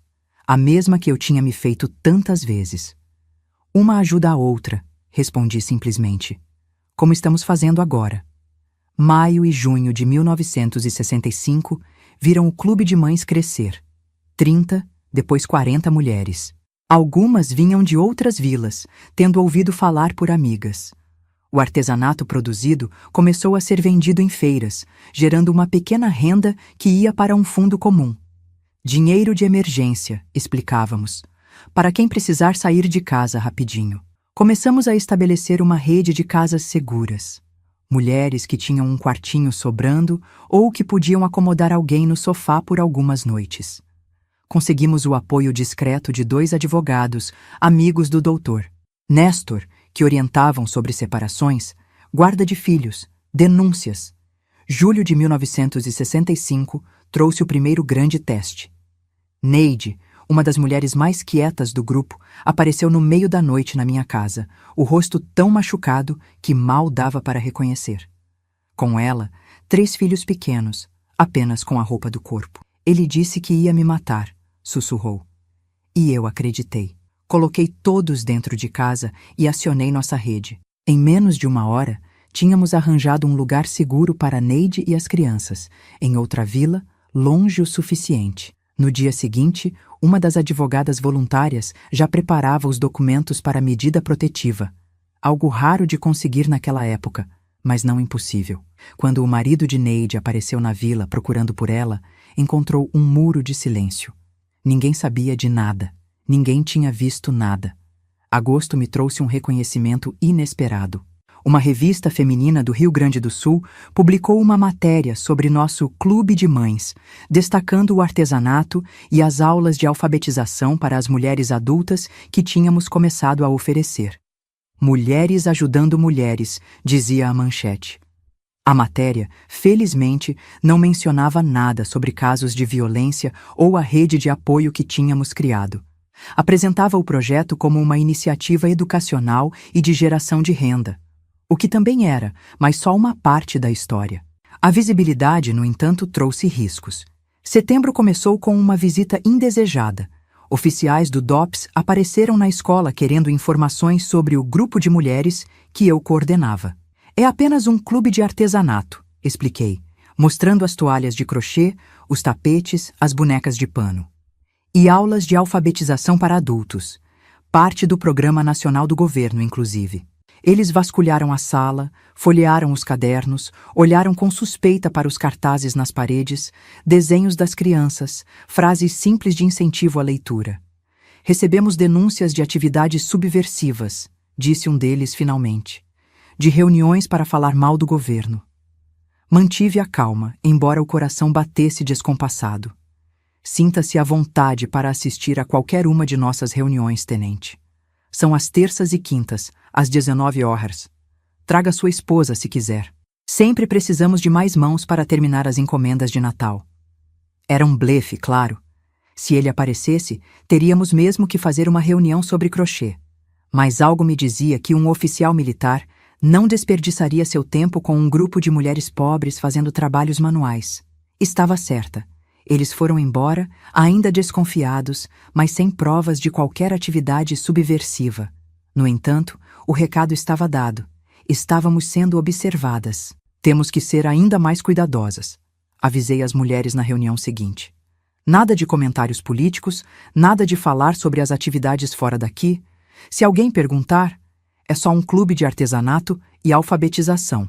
Outubro de 1965 marcou 1 ano desde que comecei o projeto na vila e trouxe uma nova dimensão para nosso trabalho.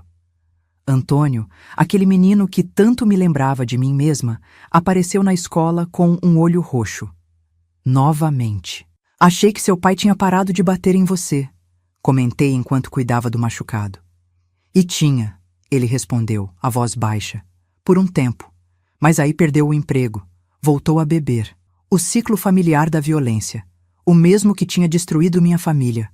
O mesmo que via se repetir em tantas casas da vila. Antônio, por que você não traz seu pai para conversar comigo? Ele não vai vir, professora. Diz que escola é coisa de mulher. Diga a ele que temos um curso de marcenaria aos sábados. Para os pais, com possibilidade de emprego depois. Era mentira, claro. Mas sabia que precisava de uma isca para atrair homens como o pai de Antônio. E temos mesmo, professora. Os olhos dele brilharam de esperança. Vamos ter, prometi. De algum jeito, aquela noite, convoquei uma reunião de emergência com Dona Conceição, Dona Olga e alguns outros apoiadores do projeto. Precisamos envolver os homens, expliquei. A violência não vai parar enquanto trabalharmos apenas com as mulheres e crianças. Temos que quebrar o ciclo na fonte. E como pretende fazer isso? Dona Conceição parecia cética. Homens violentos não vão simplesmente aparecer para uma palestra sobre como não bater na esposa. Por isso precisamos de outra abordagem, algo que os atraia por outros motivos. Cursos profissionalizantes, por exemplo. Alfabetização para adultos focada em homens. Enquanto aprendem uma profissão ou a ler, podemos trabalhar outros valores. Não foi fácil convencer todo mundo. Alguns achavam que era perigoso demais trazer esses homens para perto do nosso trabalho. Outros duvidavam que pudéssemos mudar comportamentos tão arraigados. Olhem para o Antônio, argumentei. Há 2 anos era um menino assustado que mal falava. Hoje é um dos melhores alunos, confiante, cheio de sonhos. Se conseguimos transformar as crianças, por que não tentar com os adultos? Novembro nos trouxe um aliado inesperado. João, um ex-marceneiro que tinha perdido o braço direito num acidente de trabalho, estava na lista de espera para a alfabetização de adultos. Não posso mais trabalhar com madeira, ele explicou quando foi fazer a matrícula. Mas posso ensinar. Tenho todas as ferramentas ainda, e sei que tem muito guri por aí precisando aprender um ofício. Era exatamente o que precisávamos. João não apenas sabia marcenaria, tinha respeito na comunidade. Era um homem duro, sim, do tipo que não demonstrava sentimentos facilmente, mas nunca ninguém o tinha visto bêbado ou soube dele bater na esposa ou nos filhos. Quanto o senhor cobra para dar aulas aos sábados? Perguntei diretamente. Ele pareceu surpreso. Não precisa pagar, professora. A senhora vai me ensinar a ler de graça, não é? Uma mão lava a outra. Dezembro de 1965 marcou o início oficial das aulas de marcenaria. 10 homens no primeiro sábado, incluindo o pai de Antônio. A desconfiança era palpável. Homens rudes, acostumados a resolver tudo na força, agora sentados em bancos escolares, esperando instruções. João era perfeito para o papel. Falava a língua deles, não tinha paciência para lamentações. Perdeu o emprego? Todo mundo aqui já perdeu alguma coisa. Eu perdi um braço. E daí? A vida segue. Agora presta atenção que vou ensinar como se mede 2 vezes antes de cortar. Entre as instruções de marcenaria, João ia inserindo outras lições, quase sem que percebessem. Madeira é que nem criança. Se você quer que fique do jeito certo, precisa de paciência, não de força. Bate com muita raiva, estraga a peça toda. Janeiro de 1966 chegou e com ele a expansão do nosso trabalho. Além do clube de mães e das aulas de marcenaria, agora tínhamos um grupo de jovens, adolescentes da vila que já tinham passado pela nossa escola e queriam continuar conectados. Ensinávamos liderança, cidadania, sempre disfarçado de atividades recreativas ou educacionais para não atrair atenção indesejada. E funcionava. A pequena comunidade que estávamos construindo começava a mostrar resultados. Mulheres mais confiantes e independentes economicamente. Homens encontrando outros caminhos além da violência. Crianças crescendo com a certeza de que podiam sonhar com um futuro diferente. Claro que não era perfeito. Havia recaídas, desistências, fracassos. Alguns casos eram tão graves que tudo o que podíamos fazer era ajudar a mulher a fugir, a recomeçar em outro lugar. Alguns homens eram tão enraizados na violência que nem 100 aulas de marcenaria mudariam suas atitudes, mas para cada derrota tínhamos 2 vitórias. Pequenas, às vezes quase imperceptíveis, mas vitórias mesmo assim. Fevereiro de 1966 marcou mais um passo importante. Antônio, agora com quase 11 anos, foi selecionado para uma bolsa integral num colégio particular de Porto Alegre. Um programa novo que buscava talentos em comunidades carentes. Não teria conseguido sem a senhora, ele me disse quando veio contar a novidade. Antes de estudar aqui, achava que gente como eu não podia sonhar muito alto. Gente como você pode sonhar com qualquer coisa, respondi, engolindo o nó na garganta. E além de sonhar, pode realizar. Olha para mim, cresci numa casa não muito diferente da sua e hoje sou professora, diretora de projeto. É por isso que acreditei. Ele sorriu. Porque a senhora mostrou que era possível. Aquelas palavras ficaram comigo por muito tempo. Um ciclo de trauma tinha sido quebrado. Um ciclo de possibilidades tinha sido aberto. Março me trouxe uma surpresa. Durante uma reunião do clube de mães, uma mulher que nunca tinha visto antes apareceu. Era mais velha que a maioria, bem vestida, claramente não da vila. Desculpe aparecer sem avisar. Ela se apresentou. Meu nome é Helena. Sou assistente social e ouvi falar do trabalho que vocês estão fazendo aqui. Fiquei imediatamente em alerta. Nos tempos em que vivíamos, qualquer pessoa oficial podia representar problemas. É apenas um clube de artesanato, respondi automaticamente. E aulas de alfabetização. Ela sorriu compreensiva. Não precisa se preocupar. Não estou aqui a trabalho, pelo menos não oficialmente. Estou aqui porque quero ajudar.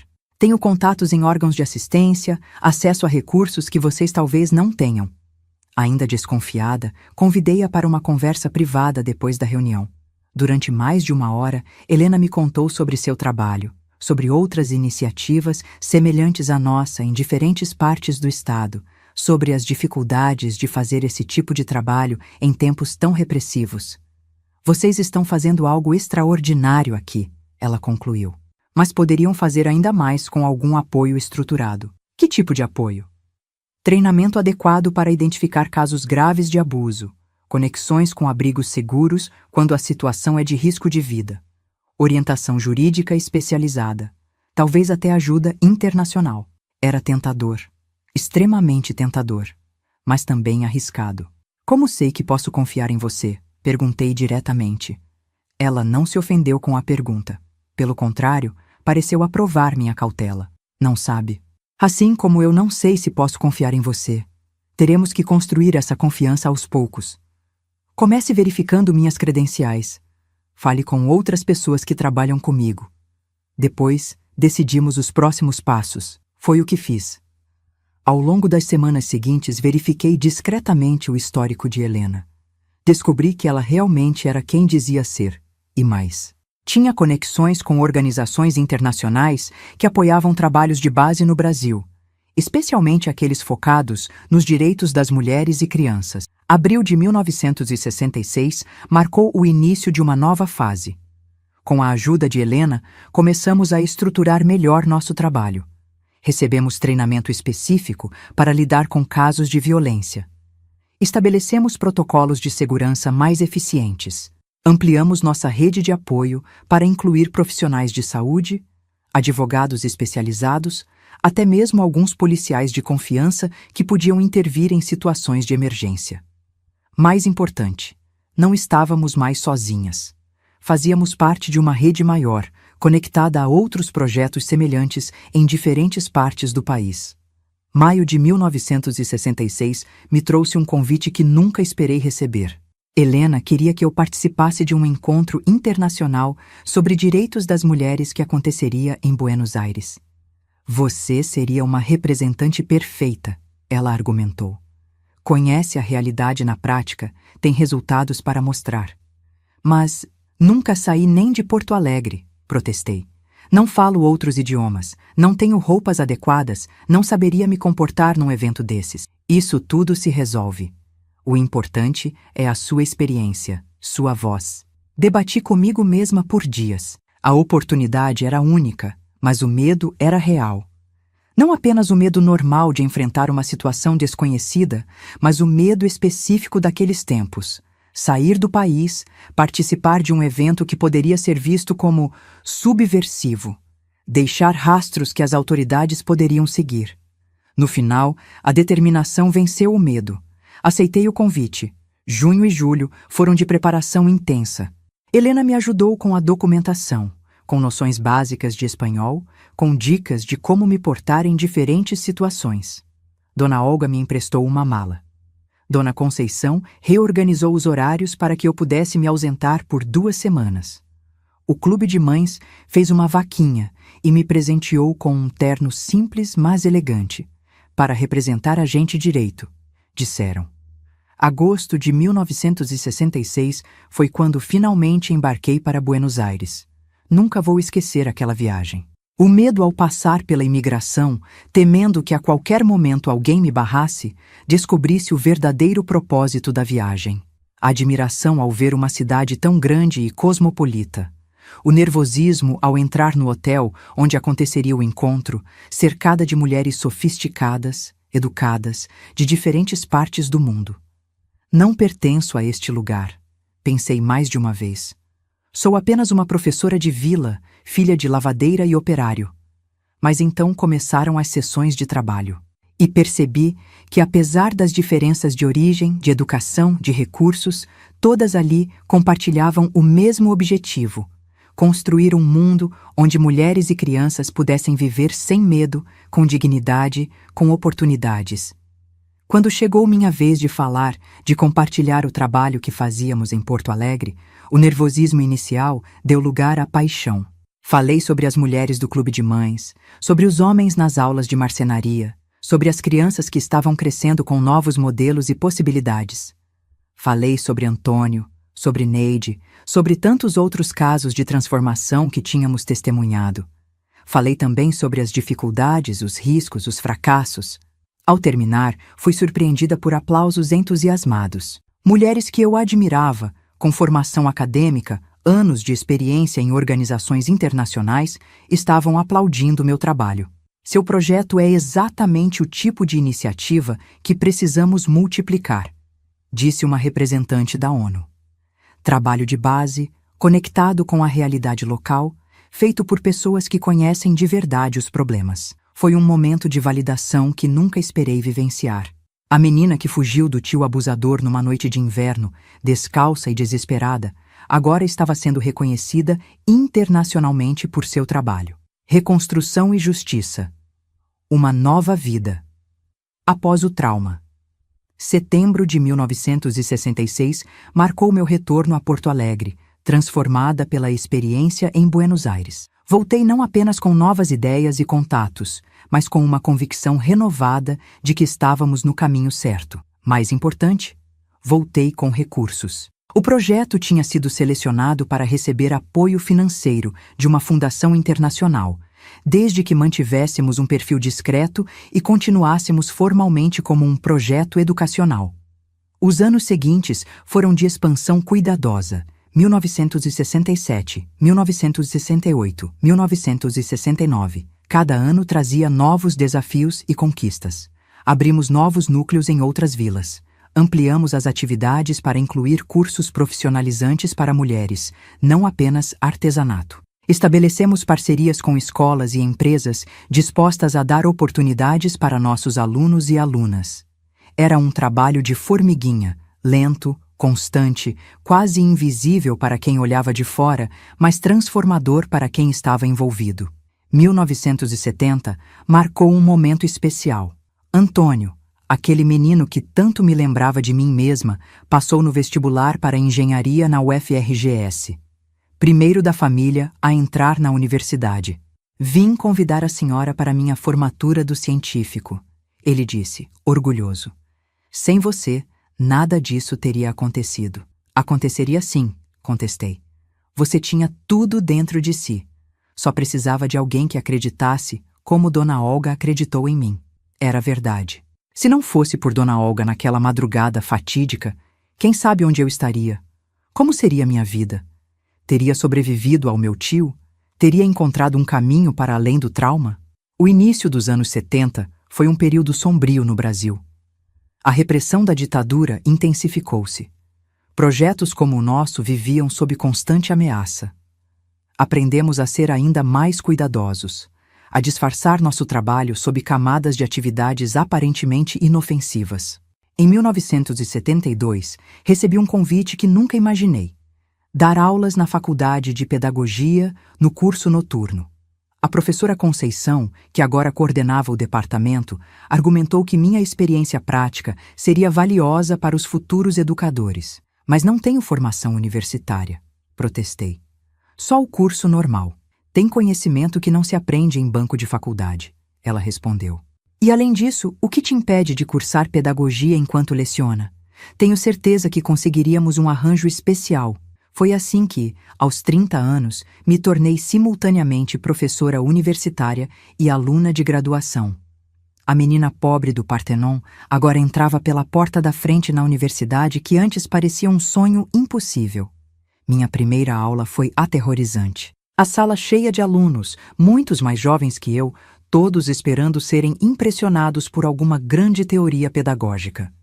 Meu nome é Josefa Maria, comecei, a voz mais firme do que me sentia. E estou aqui para falar sobre educação que transforma. Não apenas mentes, mas vidas. Nos anos seguintes, dividi meu tempo entre a universidade e o projeto nas vilas, que continuava crescendo apesar das dificuldades. Na faculdade, formava novos educadores. Nas comunidades, aplicava na prática o que ensinava em teoria. Os alunos da universidade começaram a fazer estágios em nossos núcleos comunitários. Uma nova geração de professores estava sendo formada com uma visão diferente de educação, não como transmissão de conteúdo, mas como ferramenta de transformação social. 1975 foi marcado por um reencontro que nunca esperei.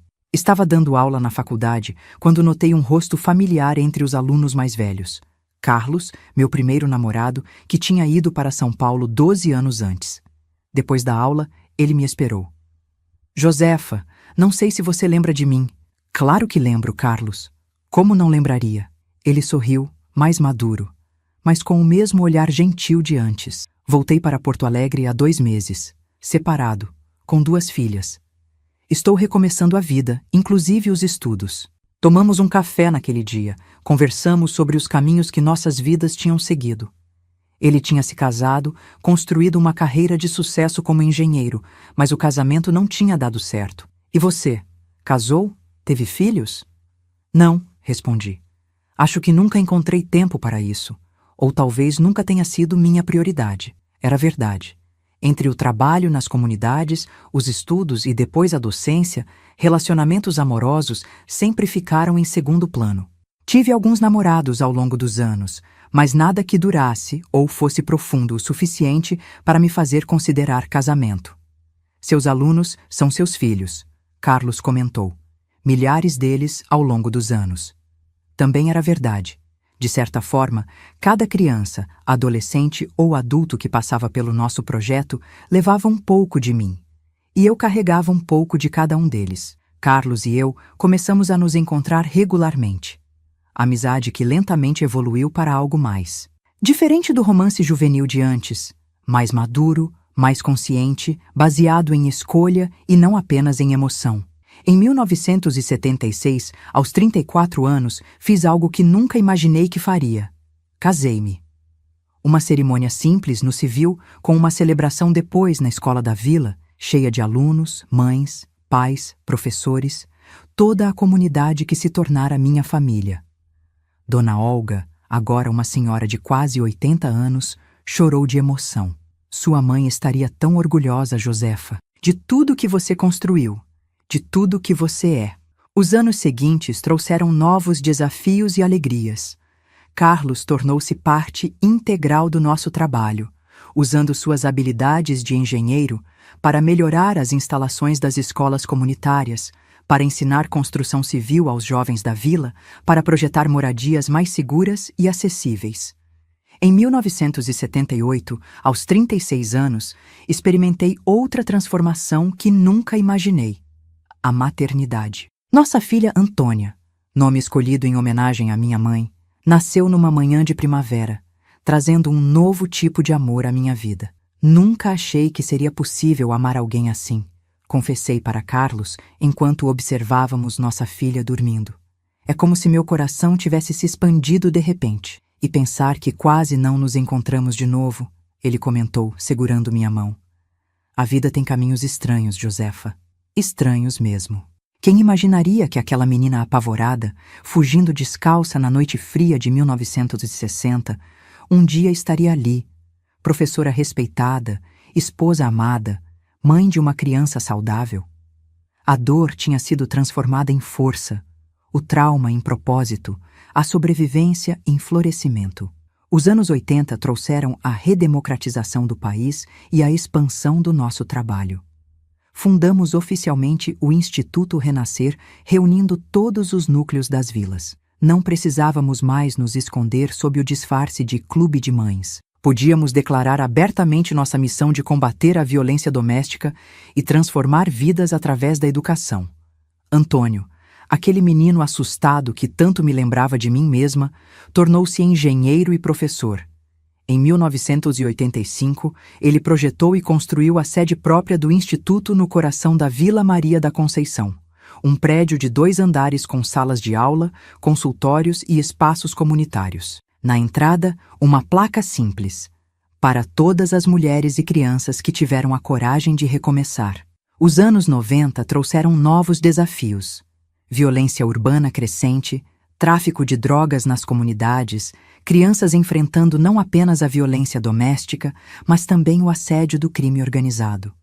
Adaptamos nosso trabalho, criando programas específicos para adolescentes em risco e estabelecendo parcerias com projetos esportivos e culturais. Em 1995, ao completar 30 anos de trabalho, fui surpreendida por uma celebração com centenas de pessoas representando diferentes fases do meu percurso. Antônio fez um discurso emocionado. Há exatos 30 anos, uma jovem professora olhou para um menino assustado e viu não apenas o que ele era, mas o que poderia se tornar. Hoje, centenas de nós estamos aqui porque ela fez o mesmo por cada um. A década de 2000 trouxe um novo papel: avó. Antônia se casou e teve 2 filhos, Pedro e Clara. Ver meus netos crescendo em um ambiente seguro, amados e respeitados, me dava uma alegria que palavras não conseguem descrever. Era a prova final de que o ciclo tinha sido quebrado. Em 2005, recebi o título de cidadã emérita de Porto Alegre pelos serviços prestados à comunidade. No mesmo ano, o Instituto Renascer foi reconhecido pela ONU como modelo de iniciativa comunitária para combate à violência contra mulheres e crianças. Carlos faleceu em 2010, após uma breve batalha contra o câncer. Sua partida deixou um vazio enorme, mas também uma gratidão profunda pelos anos que compartilhamos. Ele tinha sido meu porto seguro, meu companheiro de missão, o homem que me mostrou que nem todos são como meu pai ou meu tio, que existem homens capazes de amar com respeito, gentileza e admiração. Segui trabalhando no Instituto até 2015, quando finalmente me aposentei da coordenação.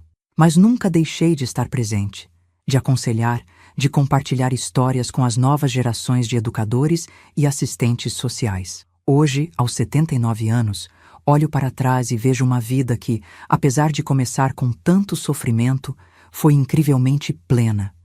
A cada mulher que conseguiu se libertar de um relacionamento abusivo, a cada criança que encontrou um caminho diferente da violência, a cada família que se curou, um pedacinho do meu próprio trauma também se curava.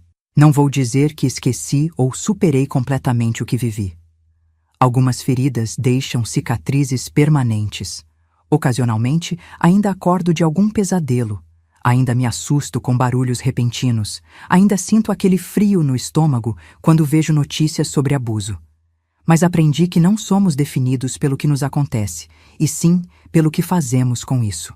Meu tio tentou me destruir, mas sem querer, plantou a semente de uma força que nem eu sabia que tinha.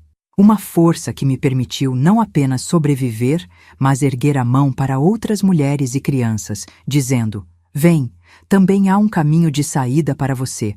Também há uma vida possível do outro lado da dor.